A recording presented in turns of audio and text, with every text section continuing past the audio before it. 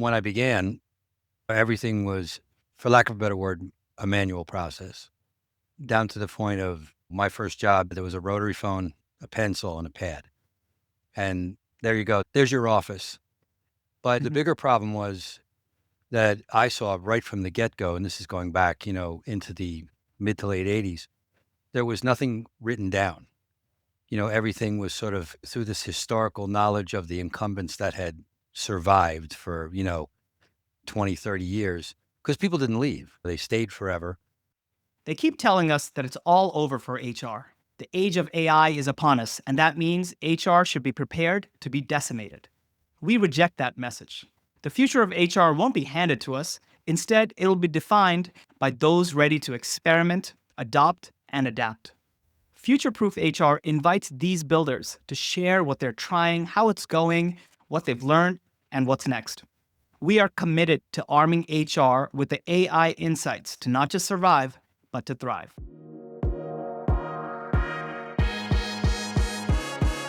Hello and welcome to the Future Proof HR podcast, where we explore how forward thinking HR leaders are preparing for disruption and redefining what it means to lead people in a changing world. I'm your host, Thomas Kunjappu, CEO of Cleary. Now, today we have with us Gene Hallenbeck, the Vice President of Human Resources at Dennis & Co. Auto Group, overseeing all HR functions there. Now, these include, but are not limited to, talent management, employee relations, payroll, benefits, administrations, uniquely, union contract relationships. And Gene brings extensive HR expertise and a hands-on approach to offering comprehensive support in all HR areas, including M&A, due diligence, and labor relations. I'd be very intrigued to jump into how some of those things are changing with the world that we're moving into with AI. Gene is also an adjunct professor of HRs in MBA programs and is constantly going back and forth between teaching and practice. So without any further ado, welcome to the show, Thank Gene. you. I think it's great to be here. Okay, so Gene, without being too Yeah. cheeky, you've been in HR for decades, from the rotary phone to digital dashboards. Yes. Tell me a little bit about your mindset shifts across the decades. Yeah, I think I've been very fortunate to be part of this practice for several decades. And when I began, everything was, for lack of a better word, a manual process, down to the point of my first job. Yeah, there was a rotary phone, a pencil, and a pad. And that was there you go. There's your office. Right. And the rest of it was done through relationships and figuring it out. But the Mhm. bigger problem was that I saw right from the get-go, and this is going back, into the mid to late 80s, there was nothing written down. Everything was sort of through this historical knowledge of the incumbents that had survived for, 20, 30 years, because people didn't leave. They stayed forever. So there was this reliance on the individual. So we didn't need to worry if Bob was going to leave. We didn't worry that the information, the knowledge acquisition would disappear. So we just simply assumed it would always be there. Nothing changed. And that's why, Mm. as a practice, it didn't grow for quite some time because there wasn't really a need to. And then we hit the 90s and there was a lot of political climate shifts in presidential concerns and Supreme Court justices and so forth. And all of a sudden, HR got thrust to the forefront of compliance, and we better do all these things or we're all going to wind up, the company's going to be in trouble. So there was this incredible boom. It was like a gold rush in, we better punch up the HR function, because it went from, sort of someone doing benefits enrollments to now we have to understand how to do harassment training and FMLA and all these other things. And when the real trigger point was, believe it or not, was the 1986 was the I-9 compliance. And all of a sudden, there was now this sort of more larger focus where it was not just what happened on day one in your orientation. It was things that impacted everyone in the company, federal laws. And once that took place, we had to start to figure out, well, how do we do this for 2,000 people? How do we do this for 4,000 people? Where before it was really more of a homegrown solution and there was an incumbent that was doing it for 30 years. And it was all paper and pencil. So lots of record keeping, lots of files, but really no plan for the future. Just let's do it today.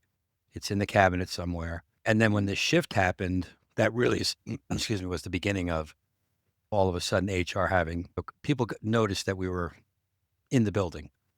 Through the years, it started evolving more into how do we get a seat at the table and become a stakeholder, which really didn't take place till probably after, like in the early 2000s, when HR got elevated more into the C-suite group and saw as a vital partner. But yeah, from the beginning, it was really just it was not seen as a business partner. It was seen more as an administrative back office function. So that first shift, maybe this is illuminating for me because I've heard of this, that shift from the personnel Yeah. department into being actually even the moniker of HR, which for a lot of the younger folks, that history might be even missing. But it sounds like there's a big mindset shift as well, both in terms of what stakeholders as well as employees were starting to expect of HR in that late 80s, early 90s, beyond just record keeping. But then you said, and then there's another sort of evolution in the 2000s where you're now talking about being an equal stakeholder and the um, executive table. So, and you also mentioned paper and pencil. Obviously, that's shifted, Yeah. right? No one does record in any industry does record keeping that way. But what else? What else have been the key shifts that you've seen since the 2000s as we go into Well, I today? think the key shift is that the former HR leaders really were wedded to building these sort of empires. We're going to build these gargantuan HR functions that have 27 people in them, and everybody had a silo. There was 6 people in talent, 7 people in employment. And I saw this as really, it was extremely antiquated because Hmm. one, they didn't talk to each other. So you'd go to a meeting, but there was 47 people in the room, but no one constant stream of thought, like strategically, how are we all rowing in the same direction? So they were creating these sort of silos, which got built in the 2000s, where all of a sudden, let's build these sort of, I hate the term, I think centers of excellence, for lack of a better word. And everybody Mhm. got their own cut at this. That's my slice, that's your slice. And so for a time there, we got trapped and sucked into this sort of model where they built these tremendously large HR functions. So we go from the rotary phone, there's 3 people hanging around doing admin, and now you've got 30 people in the room and a whole lot of initiatives that everybody started. It was a real boomtown for vendors at that time, and nothing related to software, digital work. It was really just a lot of more employee, yeah, employee initiatives, like a lot of surveys, a lot of let's get everybody together on retreats, and born of that. So we were doing a lot of sort of this scaled up, a lot of expensive, high, scaled initiatives. The problem that happened really by 2008 is where it shifted again because we had the housing crisis. All of that sort of went away because we didn't know if we were going to be in business. Everybody got downsized and everything changed. And it was interesting from that, as we started to rebuild again, we realized, okay, maybe we can consolidate and start looking for people who are more subject matter experts because there were enough people in the field at that time, after 20 years, where they were multi-talented. They had diverse backgrounds, myself included, and we were able to start building these more really core think tanks, where we could come together strategically. And I needed 8 people, not 18. And we were able to really start thinking more strategically. And right around that time is where I saw leaders in my world, especially in the auto business and other friends that I had, started to really invite HR to come to the table as we rebuilt the economy, as we had to come back and say, okay, how do we come back from this? Because thousands of people lost their jobs, homes, and so forth. So if we're going to rebuild it, what does it look like? So that was another attempt at okay, let's take another attempt at this. And those structures never came back. Those large, very complex structures went away. And then those of us that were now in the sort of driver's seat now got the opportunity to say, okay, let's take a look at how this really probably would work a little bit better. And we haven't looked back for the last, I'd say, 18 years. The models I've been applying, including what I teach, really I talk about my mantra is, as a leader, you got to be connecting the dots. Your job is to take it from from the point of hire to the point of termination. I always say that as employees, we have two things in common. We work in the same company. We have two things in common. We all have a hire date and we all have a termination date. Now, Sure. it might be 20 years apart, but what happens in between? And that experience is up to us. We have to build it. We have to make sure it works. It's consistent for everybody, regardless of our tenure. And if we can do that on a frequent basis using all the disciplines we have at our disposal, we've delivered on the promise. We've given the organization what it needs. But when I look back on looking at your outline and getting ready for this, it's been funny to see how decades ago we weren't even talking to each other. And these disciplines were just autonomous and self-directed. You handle hiring, you handle this, you handle benefits, you never connected the dots. So I didn't know what Mm, benefits was doing. I didn't know what payroll did. So there was a real disconnect for the employee because it's like calling a department store when you're looking for a product and you get transferred 9 times. There was right. a lot of that. And now with technology and sophisticated technology, we can bring tools in to really help make the employee a consumer. They're our customer. And this is a service organization that I run, I build. So I'm no different than if you came and had your car fixed at a dealership and you expected to leave there with your car fixed and for a fair price. If you're an employee, you should expect the same from me. That you get hired. If you have questions, your experience through my function should be the same. And if I haven't done that, then of course I've not delivered on my brand promise in terms of the HR functions that I build. And I train my staff in that I want the employee to be satisfied, but also as a customer of us. And if we ever Hmm. lose sight of that, whatever HR person you'll ever speak to, if that's not part of their narrative, then in my opinion, they need to do it in a different way. That's your core customer. That's who you're serving, and you So, need to keep that front of mind, or at least in the background to any particular initiative that you have in place. yeah, So, stretching the story about the history a little bit, digging a little bit further, because I'm curious. So, it sounds like really in the 2000s, ahead of the Great Recession, is when you saw the explosion of, let's call them, centers of excellence and really in-depth yeah, silos developing and almost empires within an HR department, which all came crashing down with the rest of the economy and just the overall headcount plan in general for most companies.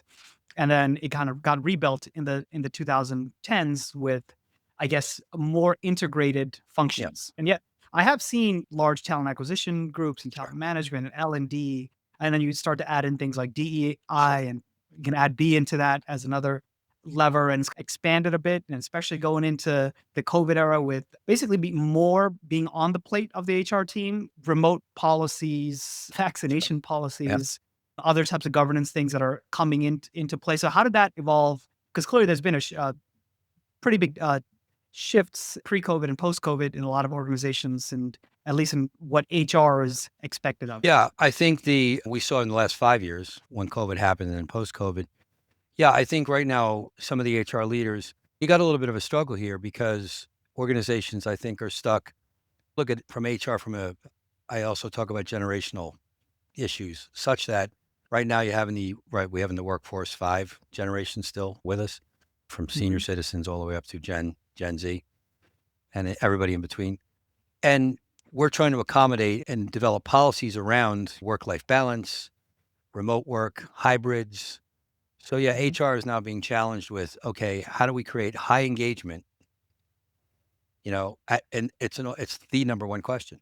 How do I create a Yeah. highly engaged workforce to increase retention, also attract people to come work here? We get on the phone and we talk to candidates. I mean, it's the first question they ask. Do I have to be there every day? Do I have to work 8 hours a day?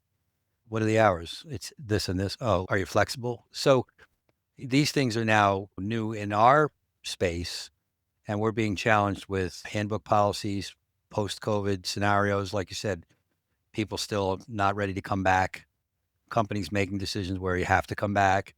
And then you have people in terms of just their attitude about working full time or in terms of just working in general. I mean, we've seen our turnover just in all, and when I talk to even people with students, it's a mixed bag. I mean, I haven't seen this, of course, in my tenure, in my career, because this is something new that kind of showed up a few years ago where people are really questioning, what do I really need to be there to get if I'm highly Yeah. productive, does it matter if I'm sitting in my office or sitting in my house?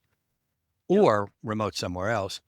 And what are policies that could support that? Will we have the opportunity to, is the company flexible, even with hours of work and even time off? Why do we have PTO Mhm. policies? Why isn't it more flexible? I take off when I need. Mhm. I work 12 hours a day. Why do I have to be Mhm. sitting here 8 hours a day? So we get asked those questions frequently, but I hear it more from candidates than I hear it from employees, because the ones we've hired seem to be okay with the scenario that we offer them. But I do get it a lot from candidates.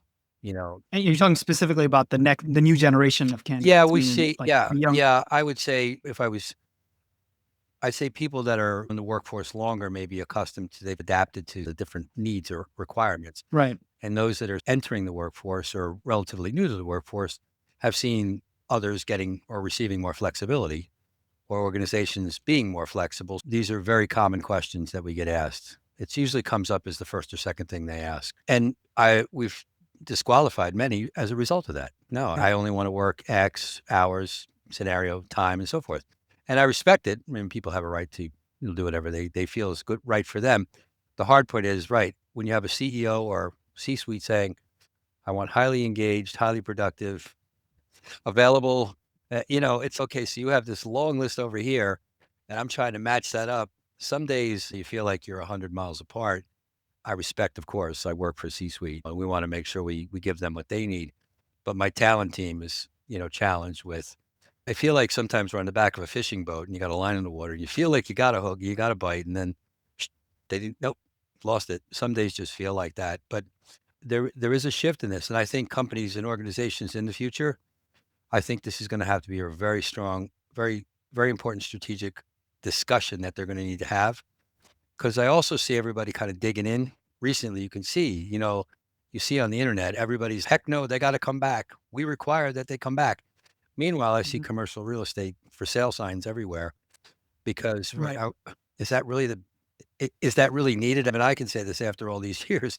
Some people, we can have productive individuals, not have to sit somewhere per se, because it's somebody's idea of productivity. What really is going to be the most important? I'm in retail, so it's a little bit different for me. I can't sell cars from home per se, or service cars from my house. So it is a little bit different because I'm in a retail setting. But in terms of traditional other settings like accounting or other office functions, I think there's a lot of opportunity for discussion around that topic for the future, especially with AI and other tools. Yeah. So then, if you're looking forward a little bit with this, I mean, we talk about how the Yep. mindset has maybe shifted for the function over the decades. And in that time, you've built and rebuilt multiple HR functions from the ground up or Yep. rebuilt down to the studs and back up based on what's relevant at the time. So, what's different about that today if you had to, if you were, if at all, about what would be different about your mindset if you're trying to build or rebuild an HR function from the ground up? What I always look for in my recent work, I always look at first, because I've also done consulting, I sit with the senior leaders and kind of get their vision in terms of really where do they want to ultimately be in terms of their organization's outcome? What's your goal? Growth, Mhm. profitability, acquisitions. And we have that structure related to, okay, so I know from a business standpoint where you're headed. And to your point Mhm. about building it different, years ago, it was we need a recruiting department, we need an employment group. These are the main things we want you to focus on. What's different now is in the program I teach in, it's an MBA program. Future leaders of HR will all have advanced degrees, MBAs. Years ago, we thought it was law degrees, but that didn't happen. So now Mhm. it's MBAs. And I teach them. There's the ones I teach. And I tell them, I said, what I'm so excited about and the fact that you're doing this is, to your point, building these structures with people with strong business acumen, strong Mhm. business skills. It wasn't in any HR program. Well, HR programs didn't exist 30 years ago. Now they do. Mhm. There's a lot of them. But are we really teaching the business skills, financial analysis, data analysis, general accounting, so forth, in combination of the HR skills in terms of the HR disciplines? But here's the thing. If I sit in the union negotiation, can you do the analytics and financials? Union's going to hand them to you. Do you know them? Sit in a senior C-suite meeting. They're going to pull out the financials for the business, and they're going to ask you, well, what do you think we should do here? You're the HR leader. What are you going to say? Mhm. I don't know. So we have to build it now in this. It's aligned with the business, so it becomes almost a companion piece to sort of the COO and the CEO. So you learn the operation, you learn the business, and then now we say, okay, look, this is what we have to accomplish for the business on the HR side, from a talent Mhm. standpoint, from a compliance standpoint, the kinds of leaders we want to bring into, and the biggest piece, and you mentioned it before, what kind of employee development and training do we want to do to get people up to that level? Because I know where the business is going, so I got to get the people in the organization up there. Now, this was not asked of HR in the past. It was kind of like, give me a handbook, make sure I Right. don't get sued. And we thought, well, yeah, Run yeah, payroll. 25 years ago, you're like, wow, that's great work. Let's do it. And we all did it. And it was great. But having been in the business now for this period of time, I've got really to watch a front row seat to the evolution of all of this to see that the biggest transition that I've seen to any of this is that the business invited us in. The door got opened, Mhm. the invitation happened, and we showed up. And organizations that were smarter ahead of the curve did it probably about 10, 15 years ago. So they've Mhm. already incorporated CHROs and, there's VP of HR. And most of these are people that have about 20, 25 years experience. They've been doing it. They've been in the trench.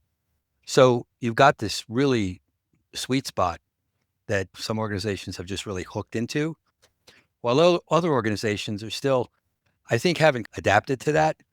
So there's still, I think, way too much. I think one of your questions, they're still stuck in this administrative transactional phase. So it's Mhm. really about making sure we run payroll and we have all the compliance stuff done, which is really very important. But in terms of what the outcome and the expectation is, it's HR aligned with C-suite on the business outcomes. And how can you help me to get there as a critical partnership? This has been a fantastic conversation so far. If you haven't already done so, make sure to join our community. We're building a network of the most forward thinking HR and people operations professionals who are defining the future. I will personally be sharing news and ideas around how we can all thrive in the age of AI. You can find it at gocleary.com/Cleary-community. Now back to the show. So help me get this straight, Gene, because I'm with you on the idea, of course, that you're starting with the Yep. C-suite stakeholders and ensuring that you're aligned with their vision for the business and how you can help. And then you're getting into all the different tools. So number one, you're putting out, okay, the administrative stuff, it doesn't need to be mentioned, but obviously you need to make sure payroll is Sure. running and benefits programs are set, but that's part of the remit. But then if you're aligning to the business, well, you need to get talent so there's a talent acquisition Right. arm. You just mentioned how important reskilling and upskilling is and learning and development, having that in place and career ladders and such, as well as just make sure there's the right programs in place so that you're driving retention with that customer. But when I put all that together, it sure feels we're just talking about, okay, that's a pretty sizable HR department and team and sub departments to make sure all those happens. It sounds like to me benefits and payroll and talent acquisition, talent development, L&D, arguably all these like centers of excellence. So if there's all this demand, right, when there's Yeah. the proper alignment and so you've gotten the invitation to the table, there's a demand for all this to Yeah. happen from the HR leader. How does that sit with your previous comment, which says that, well, but in the today's world or going forward, it's there's not going to be as much. It's not going to be as big a function to enable all of the things when in reality more is being asked of us. It's a good point. So I think it's two things. I think one, you have to basically look at the size of the organization. So I'm not going to say that if you work in an organization with 10,000 people, you would have two HR people. It wouldn't. So Right. it really comes down to being how we scale. Mhm. If I'm in an organization with 1,000 people, I might need five or six, individuals. Mhm. The other thing, and this is just, it's my opinion, but I seek out people that are incredibly good at what they do that sit in my HR group. So I Mhm. will wait and I will handpick the people that I can get subject matter experts and people that are incredibly talented. I do not look for people that they know 1,000, 100 things in HR and I can do all this stuff. I'm not looking for that. What I'm saying is I'm seeing more of a trade to where people, I always say, and I teach that I become a subject matter expert in a couple different subjects related to the discipline so that I can Mhm. use people. I have a background in union negotiations, collective bargaining. I have degrees in education, and I also have my HR credentials. I might work on several different things a day, but so do the people on my staff. So they're all Mhm. given key elements of what's required in the organization. And I have right now 7 people that work with me. On my team when I got here, there were 3. I've added to Mhm. staff. So we scale based on what the demand is, but I don't need 11 because Mhm. some of the stuff becomes redundant. And then some of the questions I know that you may ask is, how do we get the other work done? I use vendors. I use my payroll system. I use my HRS system. I leverage other tools that I purchase from vendors. And then Mhm. through leveraging these tools, much of that's being done, the heavy lifting is done by them. And we're here as the Mhm. business partner handling things day to day. I agree with you that it could sound like I need a sizable number of people, but I found that at the current time, there is a very good amount of experienced HR talent in the marketplace that can do Mhm. a multitude of things incredibly well. And they're multifaceted. And I have those people working for me and I've handpicked them because I So have loaded the deck before. But unfortunately, I've found that, you have some people that are highly productive and some that are not. I don't like to overstaff and then I have to deal with that later. That's my style. But Mhm. it's a very good question that you asked. So I appreciate that. Yeah, so it sounds like it's a combination of the right people who are there's a lot of hyphenated roles and a lot of Yep. collaborative efforts across them as well on top of that, combined with vendors, tooling, cutting edge processes so that that team can achieve even more faster. Correct. But then when you say all that, let's follow the talent question a little bit more deeply, specifically HR talent, especially you're teaching MBA grads who are gonna, especially if they're doing an HR specialization, they're looking to get into HR roles. And yet with this kind of strategy that's being expressed around a leaner function with more experience, what is the foot in the door in the future? Right? How do you get into HR? Or are you telling your students don't do something else first and come back to this later? No, there's always going to be a need for there's 3 layers that we have to achieve, right? We have an administrative layer, a tactical layer, and we have a strategic layer.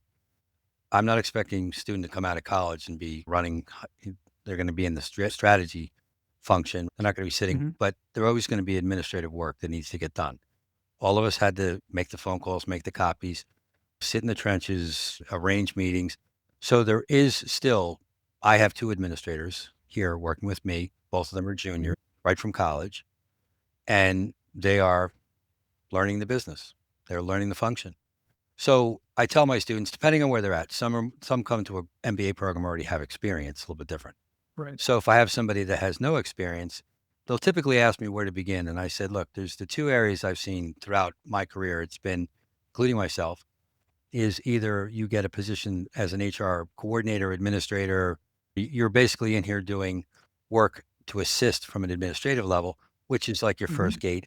Or number 2, Right. on the talent side, lots of organizations seem to like to hire junior recruiters or have people come in and really help out with some of the office positions, or there might be general staff, and they're teaching them how to. That's a gate. One of the organizations I was with for a while, about 7 or 8 years ago, they were really big on going to the schools and pulling students out, college grads, teach them to be junior recruiters, and that was their entrance into that Right. HR world. And I started as a recruiter, was my first job.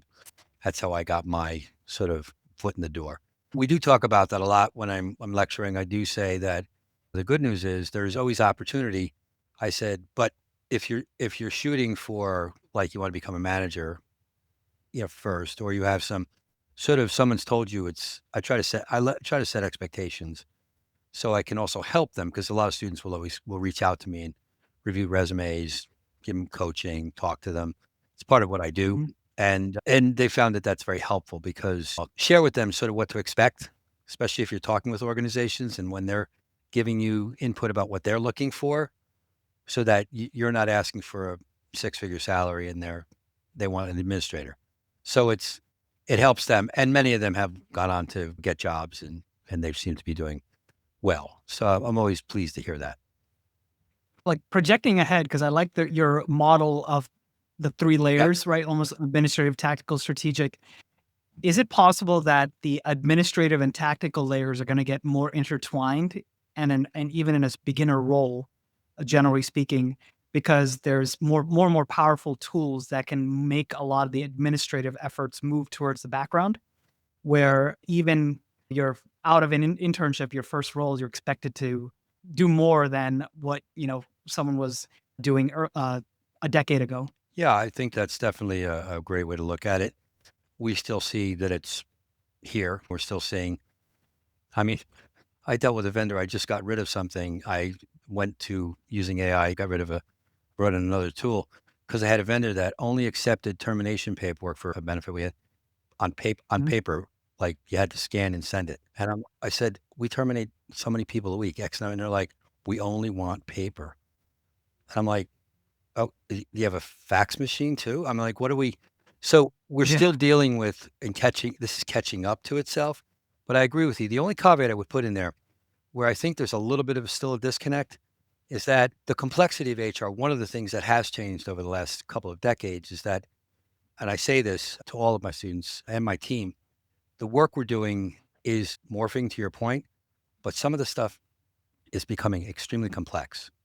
So it's Mhm. not getting easier in the sense that, oh, if we do this, oh, everything will be fine.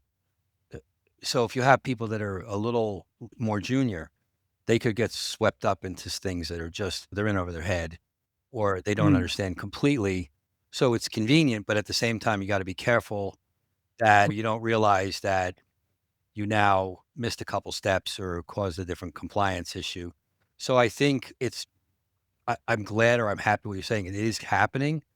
It's just that I don't want to see people put into situations too early because without proper guidance or someone mentoring them or watching them, it could be a bad outcome for them. And of course, we're always here to protect the organization. So I think there's still there's a little bit of a disconnect there.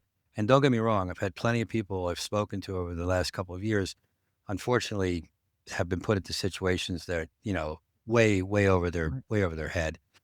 And that's not a good outcome either. And we don't want to have people just ultimately then get so turned off that they run away from the field and they never come back. They've got a bad taste in their mouth. So I agree with you that, yeah, ultimately it will morph, maybe in a few years, a little more technology and a Mhm. little more time. And to be answered just slightly different, the schools catch up with this as well because they start introducing and talking about this more in the coursework and that you might have more progressive individuals out in front of this. Yes, I think soon that will be occurring, but I haven't seen it shift as of yet, just yet. Quite yet. Yeah, Okay, so let me ask one sure. more kind of an evergreen Absolutely. question about talent before we go into Yeah. your strategy of a revamp. But what's the like, or how do you assess if someone has the mindset or disposition to get into modern HR? How do I assess? I look at a couple different things. One, I ask them, I always, my first question is really, what do they know about the field? What have they heard or learned? And where'd they get that from? I found that many people have family members that have been in human resources, whether Mhm. it's a mom or a dad, or I have children. They've seen me do it for decades. I have family in the business too now, meaning in the human resources. And Oh, oh great. yeah, they're following. I said, you should be careful about that. I don't know if you want to, but I really look at someone's how they critically think and also Mhm. how they view situations and how they solve problems. Because that to me is one of the core skills that I look for anytime I hire somebody is their ability to assess or critically think about what's occurring, come back to me with Mhm. what and how are you going to solve this problem? Come back to me with a solution. Many times I find people it's very, it's very surfacey. There's not a lot of depth, but based on what I told you a moment ago, the complexity of what we're up against It's nowadays, increasing. it's Yeah. increasing. I need to know that someone has sort of the ability to take a breath, understand what's occurring, digest it, and then kind of come back and say, based on what I see, here's what I think and would be a good way to approach this. And there's some viable opportunities. Let me share those with you. Rather than sometimes they're reacting or there's just really not a lot of insight. Or like it belies a lack of curiosity Yeah. potentially.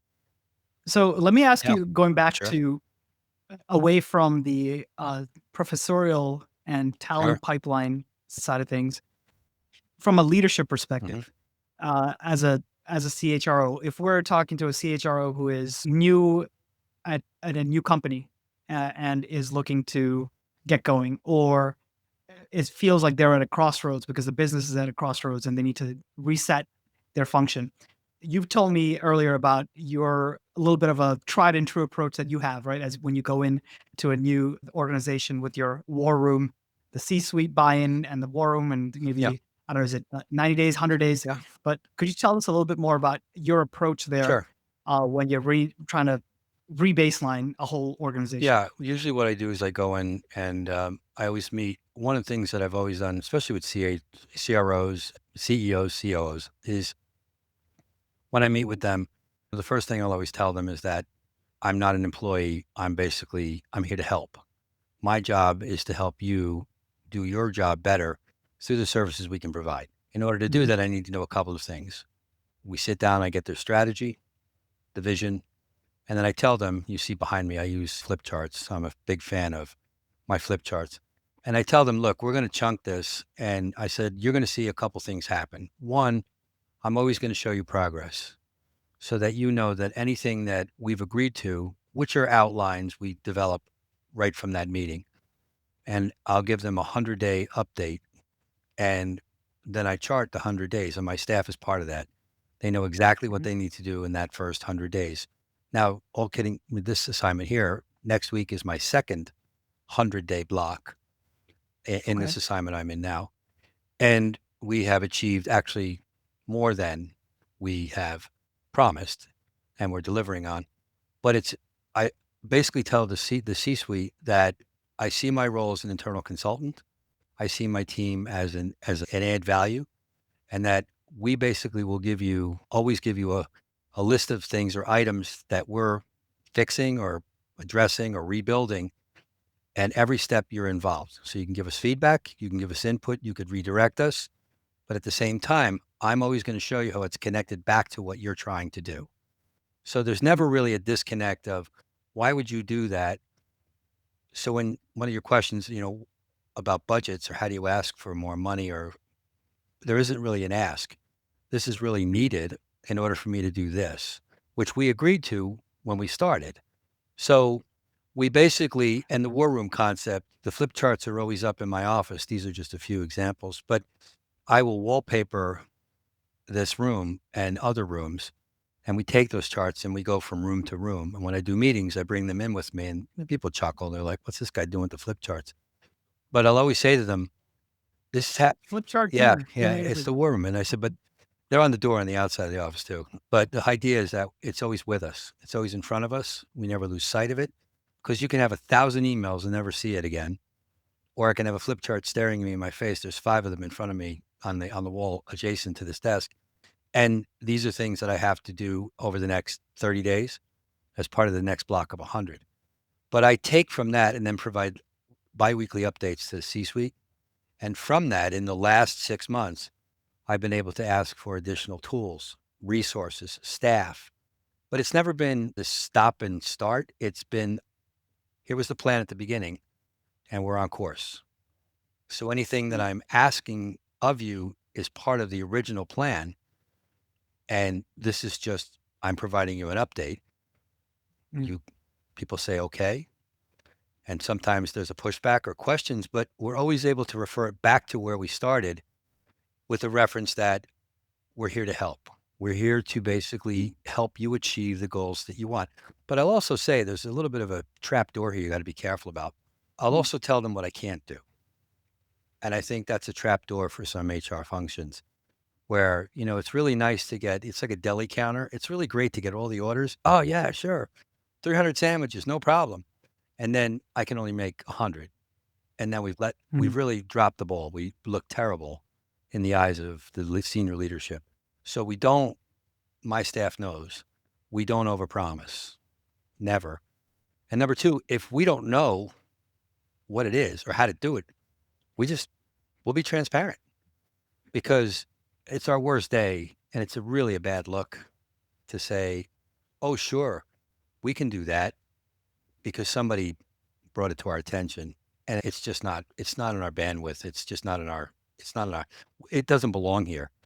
And I think that's sometimes in organizations, we all want to get credit or we want to look like we're doing a great job, but the outcome could backfire. So as part Mm. of my plan, I'm always revisiting my charts, my original plan, which was 4 pages when I started, it was 4 sheets on a PowerPoint. It was 4 things. I said, Okay. here's the 4 things I could do for you. And all of that has been accomplished. And now we have a plan for each 100 days and we stay with that. I did tell them when I started, because my orientation to this, I said, it's going to take about 2 years. I said, so if you're willing to go with me for this journey, I need 2 years. I Mm. said, in 2 years, we'll revisit. Not that we won't talk for 2 years, but you have to give me time, not Right. 10, but two's a good number. And we're about 7 months in and we're on track. And in the past, when I've done this with other structures, that's how we've made that progress. We've grown, we've added the resources, we built the structure, got the vendors we needed, law firms included. And all these things came together. And I've had my staff say to me, man, I look back, I can't believe like this all happened. And I'm like, it's by design, not by accident. And I said, you had an organization that trusted in us. And there's a lot of trust in the sense that, but as long as we deliver on what we said we would do and it's a quality product, there's really no reason for them to say, don't continue or don't do any more. But you're buying that, or not buying, you're gaining that trust upfront, including in the interview You have to. process, by aligning on what you can and cannot do way up front. And you're balancing, I guess, the rope to give 2 years to cause a bigger transformation with specific outcomes we're going to have in 100 days. Yep. And then sticking to that drumbeat, which continuously builds that credibility on an ongoing basis. It keeps reinforcing that trust, which gives you more alignment, a gap to align even better for the next 100 days and to go deeper in your plans. I think that's a great kind of framework. But it also comes with the confidence, probably comes with experience and seeing the 2 year cycles Yep. or the transformations over and over again. So what advice would you have for an HR leader who's coming in at that level for the first time, if they're building or rebuilding that group? I always say that it's on my LinkedIn page. My brand is that I'm a trusted advisor. That's my brand. I don't build houses. I don't fix cars. I'm a trusted advisor. So I would tell any HR leader that, look, you have to become a trusted advisor to the individuals that you serve. They have to believe that, you're here on their behalf and that they can come to you and they can trust you with pretty much anything.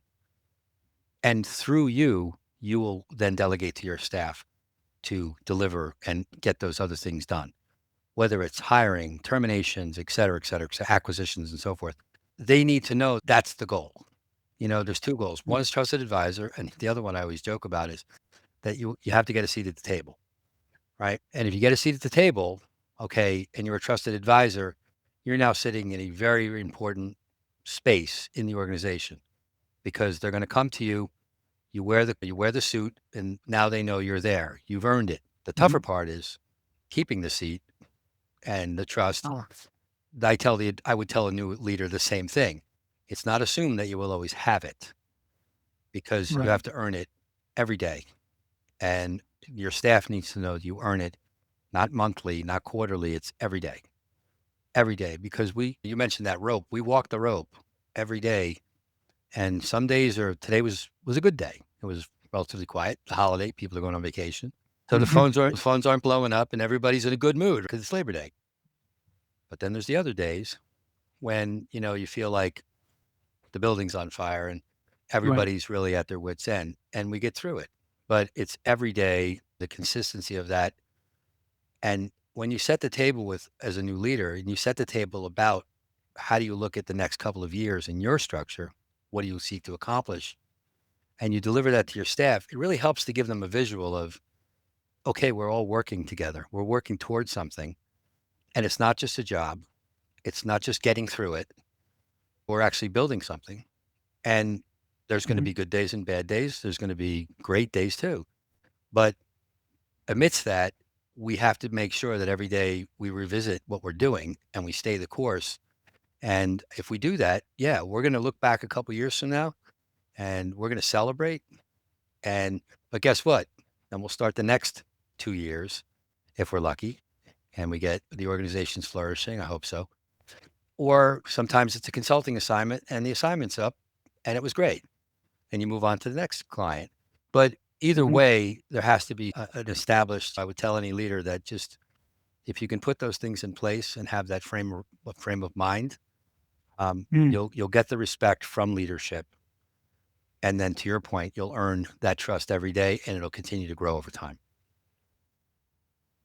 That's interesting because as a contrast, I would say I have seen HR leaders go deep in on the Kool-Aid of the function and saying, you need X, you need this type of policy, you need this kind of outcomes, we need this kind of programming if you want to be relevant, and running a playbook that they're used to and pushing that to the new stakeholder group that they're working with, in this case, a new executive team.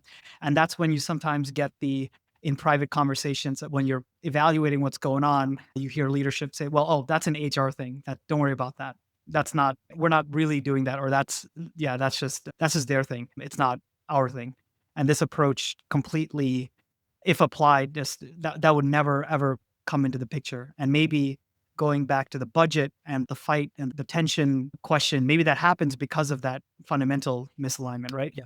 Am I trying to impose my discipline and function on you, the org, or trying to support and be a Yeah. trusted advisor to the org and bring the expertise to enable that?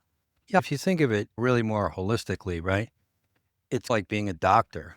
If you asked me to come in and give you my opinion after I gave you a physical, and I said, look, generally you're okay. You could lose 15 pounds or you need to run 5 miles a day. I'm going to give you advice that's in your best interest.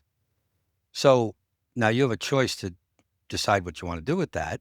So Mhm. if I was to sit here as an HR leader, even in this organization, sure, people disagree. But I think the interesting thing where I'm at in my career, I get to the point where I expect them to disagree. If I walked in here Mhm. naively and said, you need to buy my service and because I said so. Yeah. First of all, that's nonsense.